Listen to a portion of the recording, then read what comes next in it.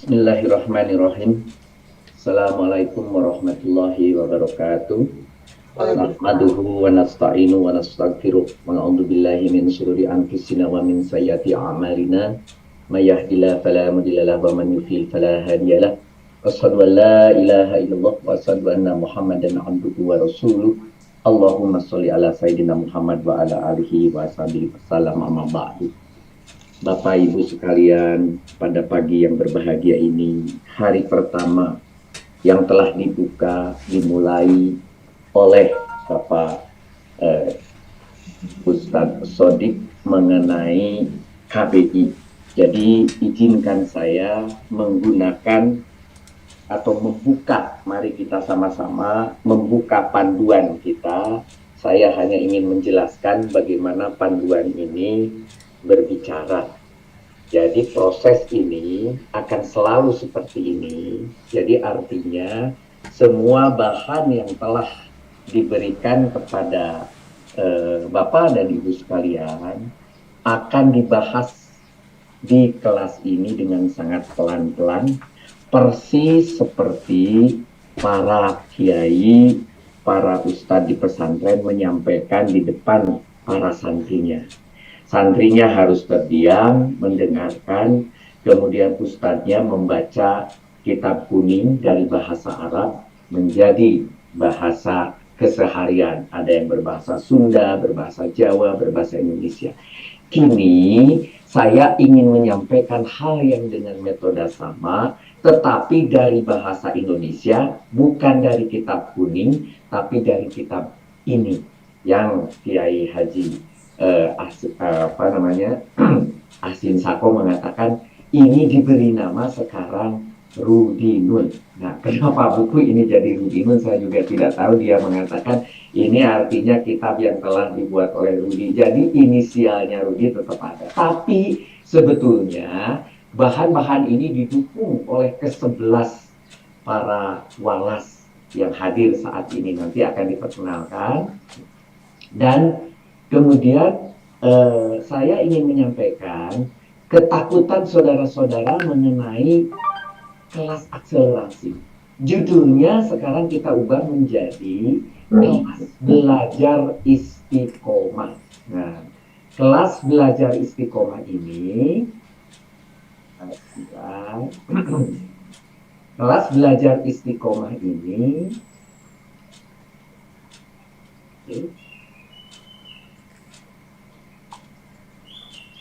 kelas belajar istiqomah ini menjadi produk orisinal kelas tamyiz komunitas yang sekarang sampai berikutnya kita kenal dengan KBI TK.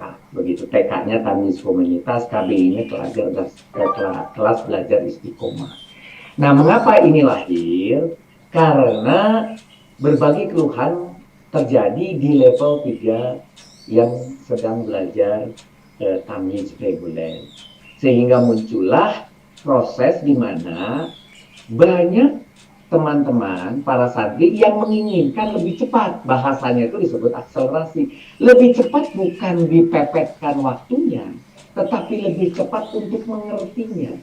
Waktunya sama, malah sekarang lebih santai, dilakukan seminggu sekali, belajarnya 3 kali bertemu dengan metode yang sama. Pertama, saudara akan dikirimi setiap sepekan sekali ini bahan PDF, kemudian saudara print, saudara baca, maka saudara sudah 1 poin.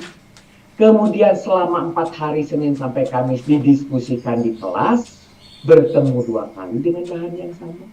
Kemudian setiap Sabtu pagi mendengarkan musyrik menyampaikan kata demi kata, bertemu 3 kali. Maka 3 kali bertemu dengan masalah yang sama di dalam panduan yang diberikan, insya Allah sudah lebih dari cukup bagi saudara untuk mengakselerasi mengerti Al-Quran. Nah, apa yang ingin dibahasnya? Konsepnya adalah seperti bawang merah, berlapis-lapis. Jadi artinya 1 tingkat itu 1 lapis, semua tercover. Kalau sudah terlapis dalam satu tingkat, nanti masuk ke lapisan 2, tingkat kedua, lapisan 3, sampai tingkat ke-6. Nah, satu lapis pun sebetulnya sudah cukup untuk mempercepat. Namun dengan ditambah lapis kedua sampai ke lapis ke-6, maka selesailah urusan belajar nahu, sorof, dan uslub. Ini adalah 3 ilmu yang digabung.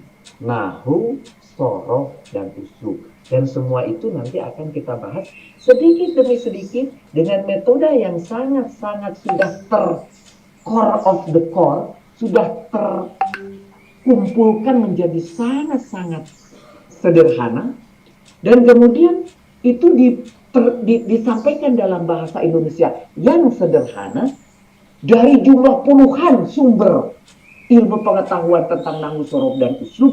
Insya Allah akan menjadi bahan yang sangat menarik, bukan hanya untuk saudara-saudara saja yang ikut dengan tamyiz, tapi mereka nanti akhir yang di luar tamyiz pun akan berorientasi pada buku yang panduan ini, insya Allah. Nah, mari kita mulai, bahwa saya mendapat kata mutiara dari guru kiai saya mengatakan begini. Satu ayat yang kau pahami lebih baik daripada 1000 ayat yang kau hafalkan. Saya ulangi, satu ayat yang kau pahami lebih baik daripada 1000 ayat yang kau hafalkan. Diteruskan lagi, satu ayat yang kau amalkan lebih baik daripada 1000 ayat yang kau pahami. Nah, posisi kita sekarang mencoba memahami setelah kita menghafal atau setelah kita mengerti tulisan. Nah, besok lusa kita lanjutkan dengan kita mengamalkannya, insya Allah. Maka pada kesempatan ini, target hari ini kita melakukan webinar sebanyak 300 orang. Sudah tercapai 298 tadi tertingginya. Artinya sudah hampir tercapai seperti yang diharapkan, dan ada peserta dari berbagai macam negara, termasuk tadi Ibu Desi dari Iceland. Assalamualaikum Ibu Desi dari Iceland, di mana di sana masih sangat gelap gulita, berbeda 6 jam, jadi kira-kira di sana masih tengah malam. Ibu Desi, mohon terima kasih kami kepada keseriusan Ibu. Jadi kalau Ibu Desi saja di Iceland mau bersusah payah berbangun tengah malam hanya untuk mendengarkan, maka tentunya mereka-mereka yang ada di Indonesia, alangkah sayangnya apabila hal ini dilewatkan. Mengapa menggunakan webinar? Banyak orang terperangah, ini apa sih? Kok saya tidak muncul wajah saya? Kok saya tidak bisa berbicara? Betul. Ini metodenya persis di pesantren. Para santri hanya duduk manis mendengarkan. Ibu-ibu yang sudah menyiapkan masak sambil memasak pun bisa, tanpa harus menggunakan jilbab karena di dalam rumah. Tidak perlu repot-repot. Bapak-bapak yang sedang mau menggosok sepatu juga boleh siap-siap lari setelah ini. Ibu-ibu yang lain juga yang katanya sedang punya kesibukan lain untuk membuka web yang lain atau Zoom yang lain paralel, silahkan asal punya alatnya. Mau 2 atau 3 TV, 2 atau 3 HP, silahkan. Tapi yang ini tetap harus dibuka. Mengapa? Karena ini satu-satunya dan hanya sekali saudara bisa mendengarkan penjelasan dari musyrif. Tidak pernah 2 kali, tidak akan ada rekaman yang dibagi. Apalagi nanti kalau sudah berjalan, ada KJ, ada kunci jawaban yang akan dibahas. Dan KJ-nya tidak pernah diberikan dalam bentuk tulisan. Hanya mendengarkan ini bisa mendengarkan KJ. Begitu pula ada pertanyaan yang telah ibu bapak kirimkan yang tidak tuntas di kelas. Itu akan dijelaskan di sini. Begitu juga nanti diakhiri dengan satu proses yang namanya tanya jawab live. Yaitu muncullah para peserta-peserta yang diwakili oleh setiap kelas, satu orang satu, bisa oleh kelasnya atau yang lain, yang duduk menjadi pembicara seperti hari ini ada para walas dan Pak Rektor yang duduk di depan sebagai pembicara. Mari kita mulai masuk ke dalam kurikulumnya. Kurikulum itu dibuat, saya katakan tadi, untuk tujuannya menterjemah Al-Quran secara mandiri, secara otodidak. Setelah selesai ini, minimal setelah 1 tingkat selesai, di sini ada tingkat 1, Setelah satu tingkat selesai, bahan yang diperoleh sampai berakhir di sini fiil lazim dan muta'adi, ini sampai di sini saja sebetulnya sudah menjawab berbagai hal. Satu tingkat atau satu lapis yang namanya tadi seperti saya gambarkan seperti bawang merah, itu sudah cukup. Tapi kemudian kita bahas sampai ke bawah. Apa yang terjadi? Jadinya ada 11 bab utama. Apa itu bab utama? Ada susunan bahasa Arab, ada pembentuk kata pertama, ada perubahan kata. Nanti di belakang ada pembentuk kata kedua, ada perubahan kata kedua. Dan ini pakai bahasa Indonesia. Ya, karena kita belajar bahasa Arab dari bukan kelas pesantren, maka semua ini pakai sebisa mungkin di bahasa Indonesia. Maka judulnya pun mata kuliah, sub mata kuliah, tingkat, pekan, dan sebagainya. Ada 11. Kemudian ada 100 subbab ilmu. Ini namanya sub mata kuliah ini adalah subbab ilmu. Mulai dari 1.1 ilmu bahasa Arab, 1.2, 1.3 dan seterusnya. Nanti 1.5 pengantar tentang fi'il, tentang fa'il, tentang maf'ul. Kemudian tentang huruf, tentang isim, mudhorik, madi, amir, nahyi, domir, muzarrad, kata, maklum, majhul, dan sebagainya. Satu warna ini nanti adalah satu kali pertemuan.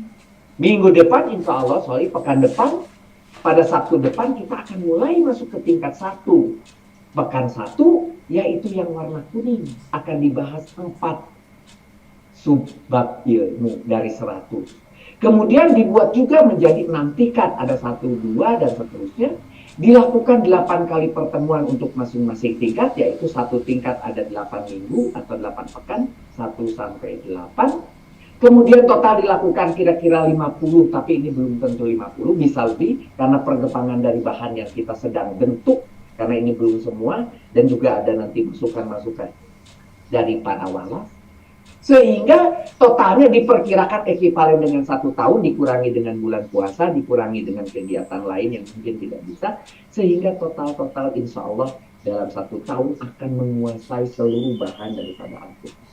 Nah, ini adalah tingkat 1 dan tingkat 2 dengan bahan-bahannya, mulai dari susunan bahasa Arab, pembentuk kata, tadi perubahan kata, mulai dari maklum, majhul, madi, di sini kemudian mudhorik, majhul, naibul, fa'il, sahih, dan mu'tal, lazim, muta'adi, tasrif lugawi, tasrif istilahi.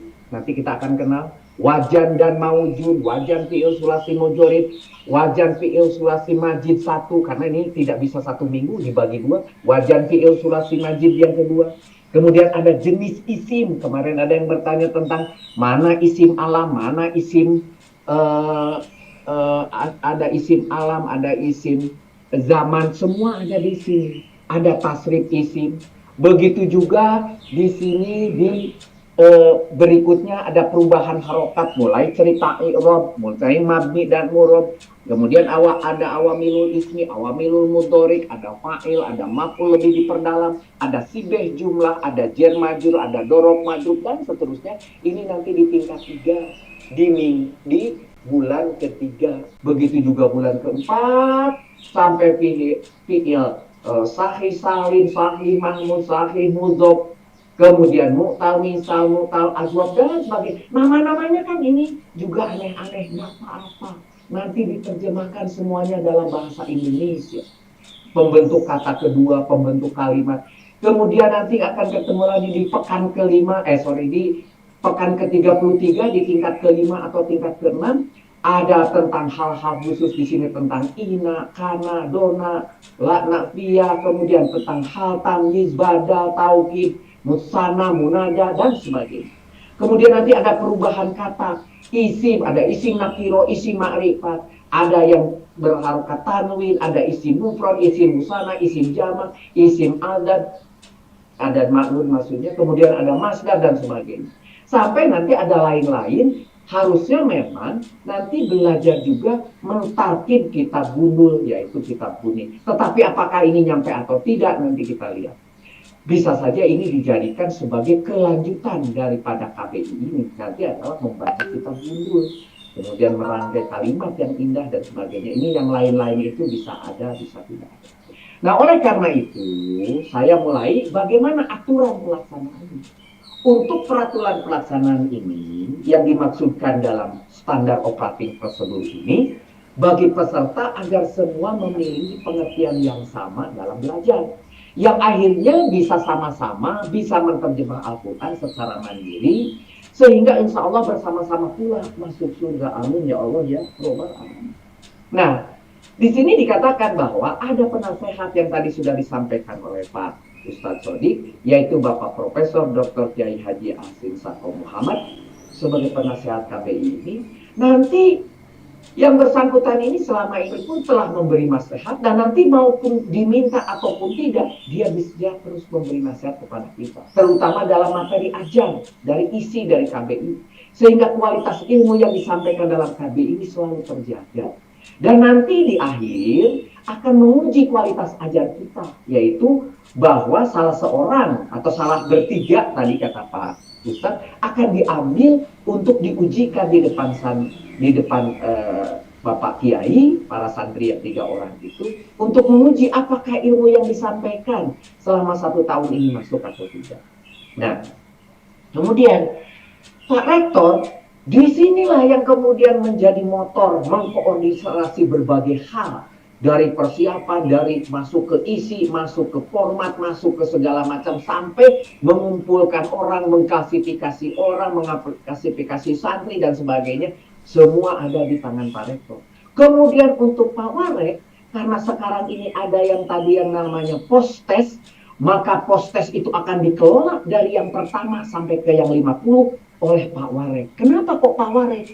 Karena Pak Warek harus turun gunung saat ini, karena para walas sudah punya tugas khusus lain berikutnya yang juga tidak kalah beratnya. Nah, Pak Warek ini mulai mengumpulkan bahan post-test dari para walas. Post-testnya kemudian hanya dipilih 5, dan 5 itu akan disampaikan pada saudara di akhir acara, bukan pekan ini, tapi sejak pekan depan. Isinya hanya ada yang ada di dalam bahan yang ada, dan hanya sederhana, pilihannya ABC, tujuannya agar saudara punya klasifikasi di dalam sertifikatnya. Begitu. Nanti ini adalah semua prosesnya akan dijelaskan dengan detail oleh Pak Warek. Begitu juga ada General Affair yang terima kasih kepada Ibu Nungki. Di sini Ibu Nungkilah yang kemudian mengatur segala sesuatu proses dari depan, dari mengirimkan bahan, dari mengurus para walas, informasi berseliweran sana sini dan sebagainya, sampai terjadinya acara ini, sampai kemudian selalu mengingatkan, mengumpulkan dan sebagainya. Ini semua dilakukan oleh General Affair, dan sekarang baru sendiri sampai hari ini yang bersedia. Jadi siapa saja yang ingin membantu Ibu Nungki dipersilahkan. Begitu. Bagaimana dengan walas? Walas kita ini adalah seorang sukarelawan, seorang volunteer. Baik itu dia mewakili manajemen KTK, kelas tamiz komunitas, yang dikoordinasikan, yang mengkoordinasikan seluruh pelaksanaan dan mengontrol kualitas, lebih ke kualitas. Karena yang bersangkutan memeriksa mulai dari bahan, kemudian mengumpulkan bahan-bahan untuk post-test, memeriksa nanti jawaban post-test, di mana jawaban dari saudara-saudara santri akan dikumpulkan di walas, dan walasnya akan menghitung berapa yang benar, di mana jawabannya sudah disiapkan oleh Pak Warek. Kemudian daftar hasilnya akan dikembalikan ke Pak Warek. Begitu juga nanti para walas ini turut menjawab diskusi di dalam kelas apabila ada hal-hal yang terlihat pantas untuk diintercept. Begitu juga memutuskan kalau sudah ada diskusi yang mentok yang ingin disampaikan ke musyrif, nanti akan ditulis oleh para ketua kelas atau kalas, ini loh ada pertanyaan yang belum tuntas di kelas. Nah, tapi pertanyaan itu ditanya dulu oleh para walas. Oh, ini pantas ditanyakan. Kalau kata walas, oh ini jawabannya jelas kok A, B, C, maka tidak perlu ditanyakan kepada musyrif sehingga tidak wasting time. Begitu. Nah, oleh karena itu, seorang walas ini terus memonitor sejak Senin, di mana Senin ini pertama kali bahan dikasih, sampai dengan Kamis. Dan Kamis itu para walas harus sudah mulai menyiapkan hal lain, yaitu juga mengirimkan soal kepada Pak Warek. Bagaimana ketua kelas? Ini sangat-sangat penting. Kalau ada sebuah kelas yang tidak ada ketua kelasnya, bagaimana bisa mengirimkan pertanyaan kepada musyrif? Bagaimana bisa menyampaikan laporan hasil diskusi, yaitu menjawab soal di halaman terakhir dari setiap chapter, setiap tingkat. Bagaimana bisa nanti berbicara mewakili dari kelas di dalam kelas pada saat nanti pada harinya untuk menduduk sebagai panelis kalau tidak ada ketua kelas. Jadi ketua kelas ini sangat penting sebagai poin untuk berkomunikasi dengan walas maupun dengan muslim. Itu adalah hanya satu-satunya ketua kelas yang bisa bicara. Tidak bisa orang per orang setiap santri berbicara dengan muslim, berbicara dengan rektor. Tidak. Diwakili oleh ketua kelasnya yang berurusan dengan materi. Nah, jadi ketua kelas pun harus menjadi motor di dalam kelas selama 4 hari, sejak Senin sampai Kamis, sejak bahan itu ada, untuk mencoba memimpin diskusi, agar diskusinya tidak loncat, agar diskusinya tidak serabutan, begitu. Agar diskusinya terarah, begitu. Nah, oleh karena itu, di sini mengumpulkan juga setiap tugas latihan yang diberikan dari teman-teman hasil diskusi. Oh, misalnya ada pertanyaan 3, maka di satu dulu dibahas. Oh, jawabannya ini, si A mengatakan, si B mengatakan, dicatat dan seterusnya. Boleh pakai tulis tangan, dipoto, dikirimkan ke muslim. Boleh pakai ketikan, dikirimkan ke muslim, karena waktunya kan 4 hari, gitu. Jadi cukup mau ditulis, mau pakai, dan santai. Tidak perlu kemudian para santri, hei cepet jawab, tidak perlu. Masing-masing belajar, masing-masing mencoba menjawab dulu. Baru dilempar di kelas, nih saya punya jawaban begini, bagaimana. Teman yang lain menjawab, diskusi, ini salah, ini benar, gak apa-apa. Yang ngerti maupun tidak ngerti, yang tidak ngerti bertanya beneran, yang ngerti memancing pertanyaan walaupun dia sudah tahu. Maka di kelas itu hidup dipimpin oleh ketua kelasnya, sehingga jadilah selama 4 hari itu diskusi. Core of the core, apabila masih ada yang masih ragu, bisa ditanyakan ke muslim. Nomor D, menyampaikan jawaban kepada muslim dan mengumpulkan bahan pertanyaan kepada muslim oleh ketua kelas ini setelah di-approve sama walas. Ini penting, ketua kelas. Kemudian akhirnya terakhir harus menyampaikan daftar pertanyaan tadi dan menyiapkan santri atau kelas sendiri yang akan duduk menjadi pembicara, menjadi penanya nanti di hari haknya. Itu dipilih minggu ini siapa, minggu besok siapa. Nah, itu jadi pentingnya ketua kelas. Kemudian menjadi satu-satunya wakil santri untuk berkomunikasi dengan walas dan muslim, seorang kelas harus dari salah satu peserta di kelas yang bersangkutan dan dipilih oleh para santri secara musyawarah. Seorang kelas akan bertugas dalam satu tingkat tertentu dan akan berganti pada tingkat berikutnya. Jadi jangan khawatir. Kalau tingkat 1 saya sudah bertugas, maka tingkat 2 silahkan mencari lagi pengganti. Jadi minimal akan terjadi 6 kali pergantian daripada ketua kelas. Begitu juga walas. Nanti walas juga akan diputar. Sekarang walasnya Pak Eri, besok bisa jadi Teh Ike. Tingkat 3 bisa berubah jadi Kang Aji. Itu diputar. Jadi hanya dalam satu tingkat saja walasnya A, besok walasnya tingkat 2 B, dan seterusnya. Begitu juga ketua kelas, berubah juga. Tingkat 1 adalah A, tingkat 2 adalah B, dan seterusnya. Silahkan. Ini menjadikan semua hidup di dalam kelas. Santri sendiri apa tugasnya kalau begitu? Seorang santri adalah peserta KBITK yang telah terdaftar secara resmi sebelum pada suatu kelas tertentu dan sebelumnya pernah belajar ilmu menerjemah Al-Quran baik dari kelas KTO, KPK atau di luar itu sama sekali, tidak apa-apa. Yang setara dan telah lulus level 2 tamyiz 1, apa itu? Yaitu yang mengerti huruf, mengerti isim, mengerti fi'il, dan beberapa KSDU, yaitu kosakata dalam Al-Quran. Maka kegiatan dan hal yang harus dipersiapkan pertama, ini penting. Pertama, ini peserta tadi sudah 308, jadi melebihi dari yang kita harapkan. Karena ada juga dari satu rumah itu berdua, karena pesertanya suami istri, ada selain yang tidak bisa hadir juga ada yang berdua. Menerima bahan pelajaran melalui Telegram grup ini sepekan sekali dalam bentuk file PDF. Gitu. Sehingga tidak bisa diubah. Yang kedua, mencetak atau memprint bahan pelajaran. Kenapa harus diprint? Saudara harus ngeprint seperti ini, karena menjadi mudah, tidak perlu ada listrik, tidak perlu ada HP, dan tidak perlu ada layar, dan bisa dibaca di mana saja, kena sinar matahari bisa kebaca, di dalam mobil juga bisa baca, di perjalanan bisa baca, di tempat kerja juga bisa baca, dan bisa dilepas-lepas halaman 1, halaman 2, dan seterusnya, begitu. Itu fungsinya di print. Tapi nanti kalau sudah di print ini, nanti kalau ada soal dan sebagainya bisa dikorak-korek, bisa ditandai, dan juga nanti dilobangin.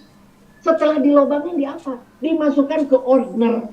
Kalau hari ini 20 halaman, besok 15 halaman, lusa 10 halaman, minggu lusanya lagi 30 halaman, total 1 tahun bisa 1000 halaman. Jadi saudara harus siapkan order. Minggu atau pekan 1, pekan 2 dilobangin, pekan 3 dilobangin, begitu. Akan dicicil satu pekan. Itu jadi harus mencetak, harus ngeprint. Baru yang ketiga nanti di kelas harus melempar diskusi di kelas TGEG. Bila ada bahan yang menarik untuk didiskusikan, tanda kutip menarik untuk didiskusikan, bukan karena kita tidak ngerti, bukan juga karena kita hanya ingin menguji orang, karena tujuannya memang ingin supaya saya tahu dan lebih tahu, atau supaya orang lain tahu bahwa ini mengerti. Jadi jangan pikirkan hanya diri sendiri, tapi pikirkan orang lain. Ini menarik nih, kayaknya orang lain perlu tahu. Sampaikan di diskusi itu. Baik santri yang bersangkutan sudah mengerti bahan, maupun yang belum mengerti. Gitu. Kemudian menjawab diskusi secara aktif, agar membantu pemahaman teman di kelas. Dengan tujuan agar menjadi meningkat pemahaman secara bersama-sama. Dan akhirnya bisa mengerti bersama-sama satu kelas tanpa ada yang tertinggal. Jangan sampai ada yang tertinggal. Kalau hari pertama tertatih-tatih, hari kedua harus sudah bisa jongkok, hari ketiga sudah bisa jalan, hari keempat sudah bisa lari cepat, maka insya Allah nanti bisa menjadi maraton bersama-sama dalam mengejar mengerti Al-Quran yang disebut akselerasi ini. Insya Allah. Tidak boleh ada yang tertinggal satu orang itu. Kelima, mempersiapkan komputer, laptop, atau tablet untuk dipakai mengikuti KBI, kelas belajar istiqomah, melalui Zoom meeting ini, atau webinar ini dengan musik atau pembimbing. Disarankan tidak menggunakan HP karena layarnya terlalu kecil. Untuk mulai pekan depan, kita akan banyak tulisan-tulisan Al-Quran atau berbahasa Arab yang kecil-kecil yang akan sulit kalau dibaca di HP. Jadi selama proses KBI ini sepekan sekali, bersama musrik, malah disarankan apabila yang sudah mencoba menanya ke anaknya atau ke cucunya, "Nak, cucu tolong dong, ini saya mau mendengarkan setiap Sabtu jam 5.30 maksimum sampai jam 8.30 untuk duduk di depan TV. Mengapa? Karena saya sebagai peserta webinar tidak akan bicara, tidak akan hanya pasif mendengarkan. Jadi enak di TV besar yang biasa dipakai nonton drakor, sekarang dimanfaatkan jadi nonton KBI. Jauh lebih manfaat. Kita beli TV, sama Allah akan ditanya, untuk apa TV kalian beli? Kemudian Allah katakan itu, saudara menjawab, "Ya Allah, sebagiannya saya pakai untuk belajar Al-Quran, ya Allah." Coba bayangkan. Bukan hanya nonton drakor, ya Allah, TV saya pakai untuk nonton TV yang isinya adalah penjelasan mengenai bagaimana menerjemah Al-Quran yang disebut KBI ini. Sehingga bisa nonton di layar lebar. Oleh karena itu, mempersiapkan peralatan saat mengikuti KBI itu diantaranya komputer, laptop, tablet, atau TV monitor. Bahan pelajaran yang sudah dicetak sebelumnya, ingat. Kemudian pulpen, pocot, stabilo, dan alat tulis lainnya untuk menandai apabila ada hal-hal yang penting ketika dijelaskan. Kemudian buku pelengkap sebelumnya, agar saudara tambah paham yang telah dimiliki. Minimal dari buku tamyiz level 1 dan 2 dan kamus kaukaban atau buku hijau itu. Maksimal ilmu-ilmu yang telah saudara pelajari di Nahu, di Sorok, di Uslub, di pelajaran yang lain, di pelajaran saudara dari Ustadz A, Ustadz B, kumpulkan. Karena bahan yang dibentuk nanti itu pun datangnya dari puluhan sumber. Bukan hanya dari sumber. Bukan dari tani. Bukan. Dari puluhan sumber. Kemudian seorang santri hanya satu kali mendapat penjelasan dan paparan dari muslim, yaitu pada saat KBI hari ini. Kelas belajar istiqomah setiap Sabtu jam 5.30 sampai 8.30 dan tidak ada kiriman kunci jawaban untuk setiap tugas. Kunci jawaban harus ditulis sendiri. Jadi makanya tadi perlu stabilo, perlu potlot, perlu apa, siap untuk ketika nanti di bagian ketiga.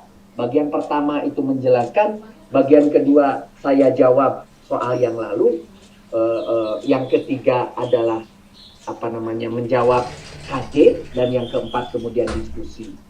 Sehingga kesempatan untuk selalu mengikuti KBI ini menjadi sangat penting bagi saudara-saudara sekalian. Tujuannya adalah saat ini, bahwa kemudian sebelumnya dikasih panduan, betul. Sebelumnya di print, betul. Sebelumnya saudara baca, betul. Tapi yang paling penting untuk mengkonfirmasi ilmu yang saudara peroleh dari baca sendiri di sini. Nanti sebelumnya kan sudah didiskusikan dengan Wallace dan sebagainya di kelas dengan teman-teman yang lain yang lebih mengerti. Tapi kemudian di sini hanya untuk mengkonfirmasi benar yang kemarin didiskusikan itu. Oh, ada tambahan yang kemarin didiskusikan itu. Oh, ada perbedaan sedikit dengan hasil diskusi yang lalu itu. Itu pentingnya pertemuan hari ini. Kemudian tidak ada absensi memang. Tidak ada ujian kenaikan kelas memang. Semua kontinu sampai tingkat 6. Benar-benar tujuannya untuk mempercepat atau mengakselerasi. Itu untuk mempercepat, mengerti, menerjemah Al-Quran. Namun, agar mendapatkan sertifikat atau ijazah kelulusan, maka harus mengikuti secara aktif menjawab post-test. Secara detail, nanti post-testnya akan disampaikan oleh Pak Warek. Pada setiap akhir pembelajaran KBI, itulah absensinya. Dengan batas waktu pengumpulan pada jam 9, batas akhir pengirimannya, nanti ke Wallace masing-masing. Tetapi post-test ini akan ditayangkan di layar kira-kira 15 menit setelah selesai. Kalau saya selesai jam 7, sampai 7.15 ditayang itu soal. Kalau selesai jam 8, sampai 8.15. Kalau selesai jam 8.30, berarti ditayang sampai 8.45. Begitu. Baru saya tutup 15 menit kemudian. Begitu.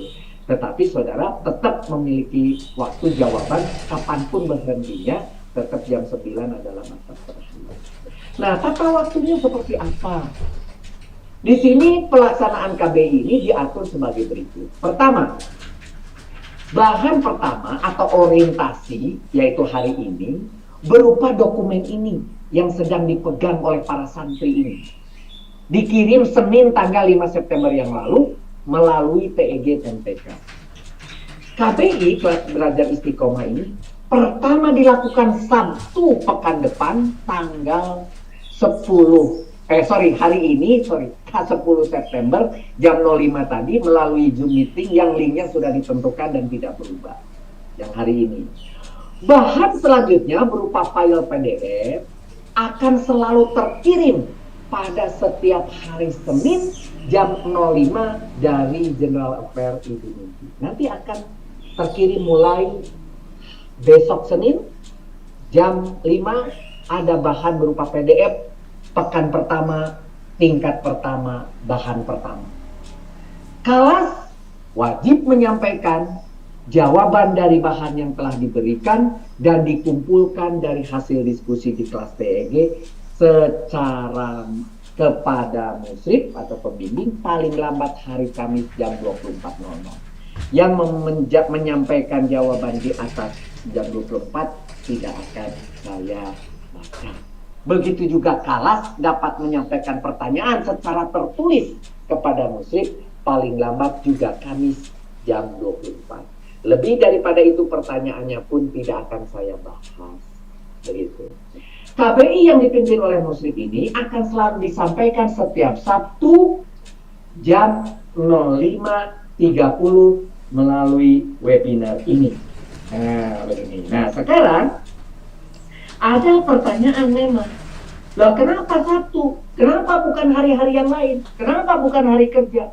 Hari kerja itu sudah diisi oleh berbagai macam kegiatan selain mereka yang sedang kerja, juga plus yang mereka mengikuti kegiatan lain seperti yang sudah disampaikan oleh Pak Rektor tadi. Ada kegiatan A, ada kegiatan B, ada kegiatan C, dan sebagainya. Oleh karena itu, di sini dikatakan bahwa jam 5.30 hari Sabtu itu dipilih karena Senin sampai Jumat adalah kegiatan rutin reguler. Juga Senin sampai Jumat ada kegiatan lain, maka tinggal hari Sabtu. Kenapa jam 5.30? Itu namanya prime time. Itu adalah waktu yang paling baik untuk kita menerima ilmu pengetahuan. Sementara ini ilmu Al-Quran harus lebih baik dari yang lain. Oh, itu ada juga pengajian. Nah, ya silahkan. Kalau masih mau paralel dengan pengajian, buat alat yang lain mendengarkan secara paralel. Tapi kalau dikatakan, saya tidak akan sinkron otak saya, tidak bisa dua. Pilih, mau belajar Al-Quran atau yang lain. Tidak bisa kemudian kita ubah lagi jadwal ini. Ini sudah dioptimasi dengan berbagai hal, dengan segala macam kegiatan, sehingga sekarang sudah diatur. Lari yang biasanya pagi sekarang digeser menjadi bukan Sabtu, menjadi Minggu, menjadi Senin, menjadi Selasa. Biasanya saya menyiapkan A dan B di hari Sabtu, sekarang saya geser karena Sabtu saya hanya ingin mendengarkan KBI misalnya. Atur, begitu. Wah, ini peserta sudah naik terus nih, sudah 300-an lebih. Kemudian maka proses KBI yang 5.30 hari Sabtu itu selain tidak akan bentrok dengan kegiatan reguler yang lain dan otak kita masih fresh, dan begitu juga program-program yang lain, maka kenapa 5.30? Karena setelah saudara mendengar azan, saudara sholat subuh, bagi laki-laki misalnya yang di masjid, masih sempat pulang, masih sempat minum kopi, masih sempat sarapan, masih sempat duduk manis, menyiapkan HP, komputer, sehingga tidak telat masuk. Benar-benar 5.30 kita sudah duduk manis mendengarkan. Gitu. Ini 5.30 pun sudah dihitung dengan sangat baik. Mari kita lihat proses KBI ini. Pertama, dalam pelaksanaan proses KBI ini akan diatur sebagai berikut. Pertama, ini yang ABC ini yang penting. Musrik menyampaikan paparan secara monolog seperti sekarang, yaitu menerangkan bacaan dari bahan yang sebelumnya telah diterima para santri dan telah didiskusikan di kelas PEG masing-masing selama 4 hari, Senin sampai Kamis. Persis seperti Ustadz di pesantren membaca kitab dulu, yaitu dibaca dan diterangkan kata demi kata seperti hari ini. Kalimat demi kalimat seperti hari ini. Seluruh santri harus dalam posisi silent atau mute. Oleh karena itu dipilihlah metodenya webinar. Jadi santri tidak bisa berbicara, tidak bisa mengganggu, tidak ada suara anak, tidak ada suara ibu-ibu, tidak ada suara sedang masak, tidak ada suara ikan yang sedang digoreng dan sebagainya. Semua para santri hanya mendengarkan. Hanya para wakil yang duduk kemudian di altar menjadi pembicara yang telah dipilih, yang boleh muncul, yang sudah mempersiapkan pertanyaan secara verbal. B. Musyrif mengulas jawaban. Itu yang kedua setelah menyampaikan paparan. Di setiap bahan itu selalu terakhir ada contoh soal. Contoh soal itu akan dijawab KJ-nya, kunci jawabannya di kelas, walaupun saudara sudah menjawab. Kemudian kita bahas. Dan kita tidak akan ada lagi menulis KJ secara tertulis selain secara verbal pada acara KBI ini. Seluruh santri juga harus dalam kondisi silent atau mute. Maka pada posisi B ini, siap-siap membawa potlood, siap-siap membawa stabilo, siap-siap menulis. Kalau seandainya takut salah, pakai HP yang lain, siap-siap direkam jawabannya. Sehingga nanti baru ditulis pelan-pelan. Atur segala kemampuan diri, harta, kekayaan, HP, komputer, pulpen, atur, diarahkan untuk mengenali Al-Quran dengan sangat baik. Jangan pelit kepada Allah, jangan pelit kepada ilmu Allah. Siapkan, bila perlu sekarang, saya ingin punya HP sendiri, saya ingin komputer sendiri, saya ingin punya nomor sendiri hanya untuk KBI, sehingga semua bahan akan saya save di situ, semua akan saya rekam di situ, semua silakan. Mulai dari sekarang, luruskan niat saudara. harta saudara, rezeki saudara diluruskan untuk mempelajari Al-Quran mengenai guidance KBI. Itu yang kedua. Yang ketiga, Ustadz menyampaikan jawaban. Musyrif menyampaikan jawaban atas pertanyaan tertulis dari masing-masing kelas yang sudah diterima sebelumnya. Karena kelas sudah mengirimkan pada hari Kamis pertanyaan dari kelas, maka seluruh santri juga harus silent karena musyrif akan menyampaikan jawaban dari pertanyaan-pertanyaan ini. Nah, cuma 3 poin ABC ini tersedia 20 panelis, maka ada 11 kelas. 11 kelas, kalau ada 11-11-nya yang mau bertanya, naik menjadi pembicara. Nanti sisanya ada beberapa walas walaupun tidak semua, karena jumlahnya terbatas. Kemudian berikutnya, D. Diskusi dimulai dengan memberi kesempatan pada santri secara verbal menyampaikan pertanyaan berurut dari masing-masing kelas. Dapat disampaikan oleh kelas atau disampaikan oleh wakil santri di kelas tersebut. Misalnya bukan kelas yang mau bicara, Pak Anu boleh, nanti disampaikan kepada walasnya atau nanti juga pada saatnya dia yang hadir mewakili kelasnya. Setelah ditunjuk oleh kelas yang bersangkutan yang akan duduk menyampaikan diskusi kalau diperlukan secara formal. Kemudian E, setiap pekan urutan kesempatan bertanya verbal akan diputar untuk sejumlah kelas yang ada. Jadi misalnya begini. Maka pekan ini dimulai dari A, kelas A, baru B, silakan pertanyaan apa, baru C, oh tidak ada pertanyaan, baru D, tidak ada pertanyaan, E, kelas E ada pertanyaan, silakan, dan seterusnya sampai L. Kalau minggu depan dimulainya atau pekan depan dari B, B dulu, baru C, baru D, terakhir setelah L, baru A terakhir. Pekan ketiga dimulai dari C, baru kemudian D, kemudian E, kemudian F, dan seterusnya L, A, B, C, D-nya terakhir, kemudian D-nya terakhir, dan seterusnya. Terus diputar. Jadi semua akan memiliki kesempatan pertama. Kenapa kok harus diputar kesempatannya dari ABC? Karena belum tentu yang sudah siap-siap bertanya dapat waktu bertanya. Kenapa? Waktu tetap dibatasi 8.30.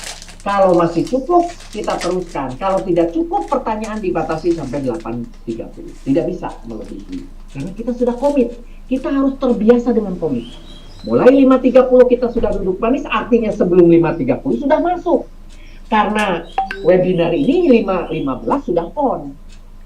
Posisi duduk di situ sudah ada. Tidak boleh kemudian datang telat, datang ini. Nggak akan masuk. Ilmunya tidak nyambung. Begitu. Masuk sebelum jam 5.30. Begitu juga selesai. Saya juga tidak akan melebihi 8.30 sesuai komitmen. Mohon maaf. 8.30 saya harus tutup. Begitu. Dan kemudian 15 menit tetap terbuka dan saudara menjawab kuis post test 15 menit sampai jam 9. Kemudian acara KB ini akan berakhir paling lambat 8.30 atau lebih cepat karena ada bahan yang pendek, ada bahan yang panjang, ada bahan yang cukup 1 jam, ada bahan yang 1,5 jam, ada kadang-kadang bahan yang sampai 2 jam, sehingga sisa yang lainnya untuk diskusi, untuk menjawab kajian dan sebagainya. Tergantung dari proses KB ini. Untuk menjadikan panelis, yaitu yang duduk di depan seperti tadi yang boleh bicara setelah dipersilahkan, selama proses pembelajaran KBI melalui webinar ini diperlukan pemberian kode di depan untuk memudahkan Ibu Nungki untuk memasukkan saudara sebagai dari peserta webinar menjadi atau dari attendees menjadi partisipan, menjadi pembicara. Nah, maka dikasihlah, maka para walas biasanya nanti menggunakan 01 kalau mau hadir, tapi dimohon nanti walasnya tidak semua, karena yang tersisa hanya tinggal 8 ya. Kan dari 20 terkurangi 11 kelas, dikurangi saya musyrif, dikurangi Ibu Nungki, berarti hanya tinggal 7 walas yang boleh maksimum masuk. Siapa saja silakan, terutama dikurangi Pak Warek ya, berarti tinggal 6 walas yang akan masuk. 01. Siapakah ketua kelas atau yang mewakili yang akan mencoba bertanya secara verbal, nanti tolong dikasih nama 02. Itu kelas atau yang mau bicara di depannya dirimin pakai 02. Untuk memudahkan saja Ibu Nungki untuk memindahkan dari peserta biasa, dari attendees menjadi pembicara di depan, jadi panelis. Contoh misalnya, Pak Arya Damar, Walas C, itu penjelasan, oh dia Walas kelas C, namanya Pak Arya Damar, dikasihlah 01 karena mau duduk di depan podium. Kalau tidak mau duduk, tidak perlu pakai 01 karena tidak akan dipindahkan kalau oleh Ibu Nungki. Begitu juga ada ketua kelas di kelas G, namanya Pak Suryadi, dan sudah sepakat di kelas Pak Suryadi lah yang akan duduk, maka dikasih 02. Begitu juga nanti ada Suryani, bukan ketua kelas, bukan juga walas, bukan juga pengurus, tetapi sudah sepakat di kelasnya, kelas D misalnya, Ibu Suryani akan mewakili kelas untuk berbicara dan duduk di podium, maka Ibu Suryani dikasih 02. Tapi tidak boleh ada 02 beberapa biji, tidak boleh, cuma satu untuk satu kelas, begitu. Ya, itu adalah penamaan bagi mereka di hari hanya untuk dipindahkan dari status partisipan menjadi pembicara. Mari kita lihat pelaksananya. Saya hanya ingin menyampaikan, kok muncul namanya glosarium atau istilah. Glosarium atau istilah ini biasanya di dalam sebuah buku ditempatkan terakhir setelah daftar pustaka, malah bila perlu di belakang aja. Kenapa? Hanya untuk menggait terhadap kata-kata asing yang tidak dikenal di dalam buku tersebut. Untuk ini apa sih maksudnya, kan begitu. Nah, karena kita ingin belajar masuk kepada hal yang baru di belakang nanti dengan berbahasa Arab, berbagai macam istilah bahasa Arab, maka saya dahulukan glosariumnya di depan. Artinya ini glosarium tidak perlu terus saudara baca, saudara hafal, saudara lakukan, saudara ingat. Jangan. Ini berat, ini glosarium berapa halaman. Jadi belum apa-apa udah lihat glosariumnya banyak, nggak ngerti pula pakai bahasa Arab. Nggak usah takut. Ini tidak perlu diingat, tidak perlu dihafalkan, tidak perlu dinyanyikan. Hanya sebagai catatan kalau saudara ingin tiba-tiba lagi membaca sesuatu di belakang kemudian, ini apa sih? Kok saya lupa? Baliknya ke sini. Walaupun misalnya sudah diterangkan apa itu fiil. Kemudian kita ketika masuk ke bab yang lain ada tentang fiil. Loh, kok lupa ya fiil? Daripada mencari-cari di chapter sebelumnya, mencari di bahan-bahan sebelumnya, carilah di glosarium. Balik lagi glosarium. Maka glosarium ini pun boleh saudara lengkapi. Contohnya di sini adat, angka, bilangan. Setelah mendapat penjelasan, oh ini bilangan yang dituliskan dalam bentuk ini. Boleh, gitu ya. Jadi saudara boleh merubah ini badal tawabi yang mengganti seluruh atau sebagian kata sebelumnya. Oh ternyata kalau menurut saya bukan itu. Badal itu adalah seperti halnya maf'ul, dia adalah menerangkan atau pengganti menerangkan kata sebelumnya. Ditulis oleh saudara bahasanya. Oh itu fa'il. Di sini dikatakan isim yang berstatus rofa, bertempat setelah fiil, mabni maklum, dan menunjukkan orang melakukan pekerjaannya si fiil atau yang disifati dengan fiil tersebut. Bukan itu kalau menurut saya. Kalau menurut saya tulis aja di situ fa'il adalah subjek, tulis di situ sendiri subjek titik, dan memang pakai domah, nggak usah tulis ropa kalau belum ngerti. Fa'il itu adalah cirinya pakai domah, dia subjek.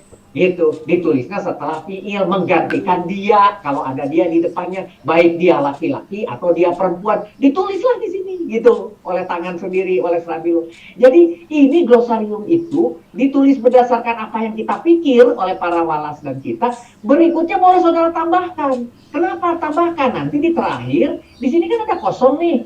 Di terakhir nih, di halaman saudara buka halaman 18. Tulis lagi tambahan A, B, C, D, A, dan sebagainya sebagai glosarium. Bebas. Jadi jangan takut. Wah ini Pak Rudi kok banyak sekali tulisan Arabnya, nggak ngerti apa ini. Kok aneh ini ada jorok makan. Apa ini jorok makan? Makan itu kan makan. Oh bukan, ternyata di sini keterangan tempat. Jorok zaman. Oh keterangan waktu dan itu. Ya. Nanti di sini ada juga isi makan. Nah, sama juga isim yang menunjukkan keterangan tempat, isim zaman, isim yang menunjukkan keterangan waktu, gitu. Tulis di sini oleh saudara. Oh, coba di atas ada nggak isim zaman, isim, cari dari i, gitu ya. Dari i, ada nggak isim zaman? Di sini ada isim mu'rod, isim musana, isim nakiro, ada isim zamannya di sini tidak ditulis. Oh, karena tadi sudah dimasukkan sebagai dorob. Oh, berarti di buku saya ini klasifikasinya sebagai kolom 20. Namanya jorob makan, kolom 20, jorob zaman, begitu diklasifikasikannya, dan seterusnya dan seterusnya. Nah, begitu juga di belakang. Ini pula Parudi, apa kosakata umum KKU, nyontek-nyontek KSDU. Memang kalau KSDU itu kosakata dalam Al-Quran yang hanya ada dalam Al-Quran. Kalau kosakata umum selain ada di dalam Al-Quran, dalam keseharian. Mengapa kok dimunculkan? Karena di dalam contoh-contoh untuk memudahkan menggunakan kata-kata sehari-hari. Misalnya, Muhammad memukul Ali. Muhammad mendengarkan guru. Nah, guru apa? Kan gitu. Muhammad mendengarkan Aisyah. Atau Muhammad berkata kepada anaknya. Nah, terus anak apa? Nah, oleh karena itu dikelompokkan. Kalau waktu misalnya di sini pagi gitu ya, sobahun, siang hari naharun. Kalau hari Senin al-isnaini. Begitu.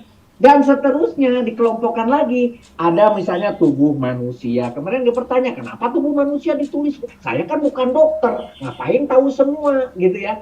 Sampai ketiak aja ditulis gitu ya.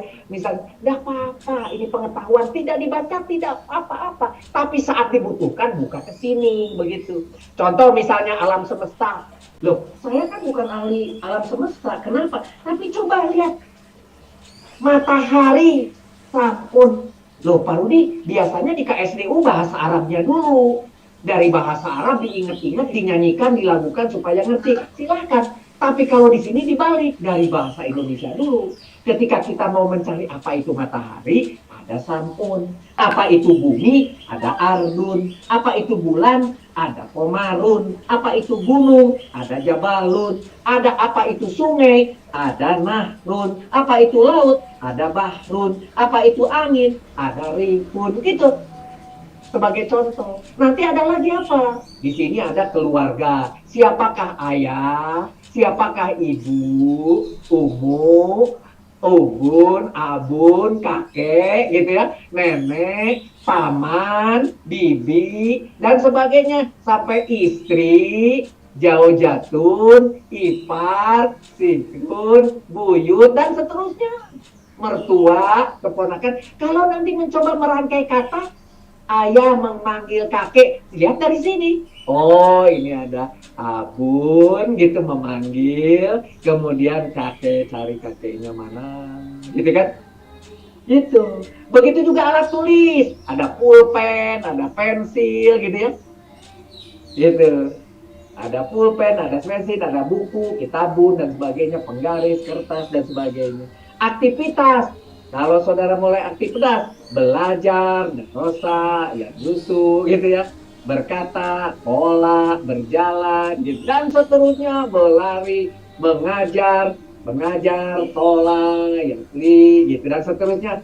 Dan seterusnya, minum, syariba, pergi, zahaba, dan sebagainya, dan sebagainya.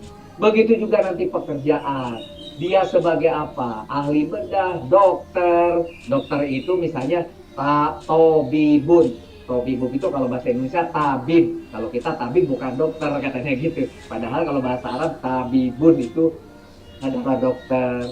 Kemudian guru ada mu'alimun, itu guru, gitu. Ada juga nanti dekat daripada ini ustadun, nah sama juga gitu ya, kira-kira nanti bedanya ada sedikit. Pramugari, reporter, tukang kayu, tentara dan sebagainya. Jadi ini pun tidak untuk dihafal, tapi dibuka ketika dibutuhkan, dicari.